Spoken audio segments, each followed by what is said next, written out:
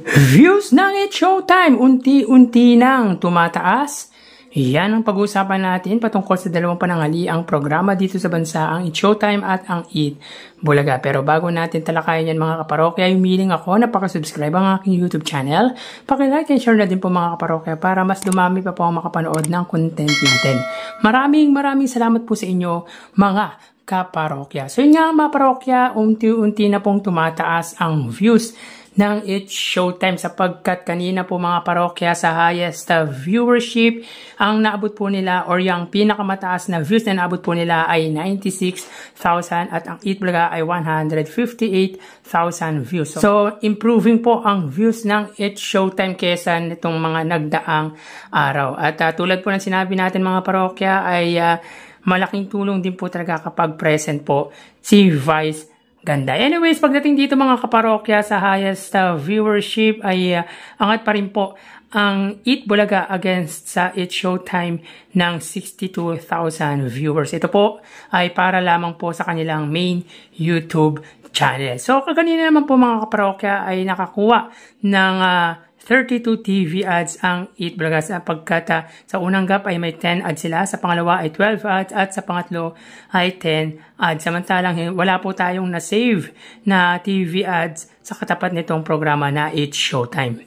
So pagdating naman po sa pamimigay ng papremyo mga parokya, ang It's Showtime po ay may total na 70,000 pesos at ang Eat Bulaga ay 175,000 pesos. Sa 70,000 ay pinamahagi ng It's Showtime, 45,000 dito ay sa laro-laro pick at 25,000 naman po sa tawag ng tanghalan. Para naman po sa Eat Bulaga, 20,000 sa Pera Free segment, 60,000 sa Sugod Bahay, 65,000 sa Gimme 5 at 30,000 sa The Clones with a total of 175,000 pesos. Sayang mga parokya, hindi po nakuha ang jackpot sa laro-laro pick kung saan ang pot money ay 150,000 pesos. Pero nakapamahagi or nakapagbigay po si Vice Ganda ng 20,000 pesos sa studio audience. Anyways, ang pot money po ng laro-laro pick bukas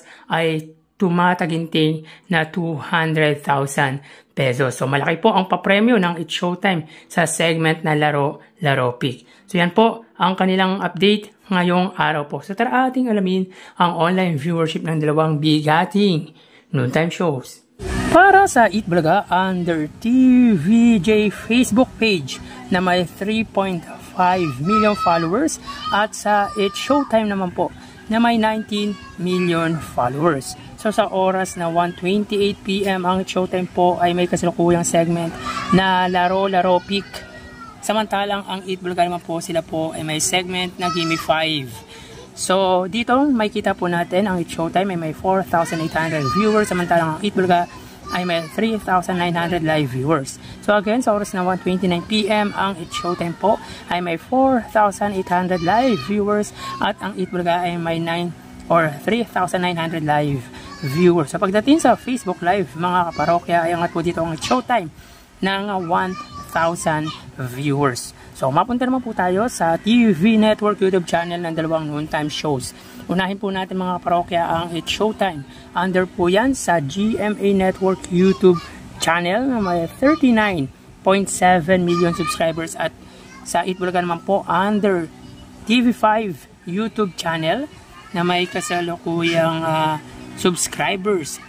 So wait lang po tayo mga parokya na 2.57 million. So sa oras na 1:30 PM ang It's Showtime under GMA Network, sila po ay may 26,000 viewers. Ang Eat Bulaga naman po under TV5, wait lang po tayo mga kaparokya, sila po ay may 19,000 live viewers. So again, sa oras na 1:30 PM ang It's Showtime under GMA Network, sila po ay may 26,000 live viewers at ang Eat Bulaga naman po under TV5 ay may 19,000 live viewers. So pagdating sa TV Network YouTube channel ay angat po dito ang GMA against sa TV5 ng 7,000 viewers. So sa Facebook Live ay 1,000 views ang inilamang ng It's Showtime. Pagdating naman po sa TV Network ay 7,000 viewers ang inangat ng GMA against sa TV5. So mapunta naman po tayo sa main YouTube channel ng dalawang noontime shows. Para po sa It's Showtime under ABS-CBN It's Showtime na may kasalukuyan subscribers na 2.68 million. At para naman po sa Itbulaga under Itbulaga TVJ YouTube channel na may 1.62 million subscribers. So sa oras na 1:31 PM ang It's Showtime sila po ay may 90,000 viewers. Ang Itbulaga naman po sila ay may 145,000 live viewers. So again sa oras na 1:31 PM ang It's Showtime po sila ay may 91,000 live viewers at ang Itbulaga naman po ay may 146,000 live viewers. So bali ang total na nakuha ng dalawang noontime shows ay mga kaparokya, bali ang total na nakuha ng dalawang noontime shows para po sa It's Showtime ay 120,000 viewers at para naman po sa Itbulaga ay 169,000 total live viewers. So again, ang It's Showtime ay may 120,000 total viewers at ang Itbulaga ay 169,000 total live viewers. Sa pagdating sa online viewership mga kaparokya ay wagi po dito ang Itbulaga at lamang po sila ng 49,000 views against sa It's Showtime. So yan po lumalabas sa kanilang online viewership as of 1:32 PM. So magpapaalam na po ako sa inyo mga parokya, magsingat po tayo. Thank you and God bless.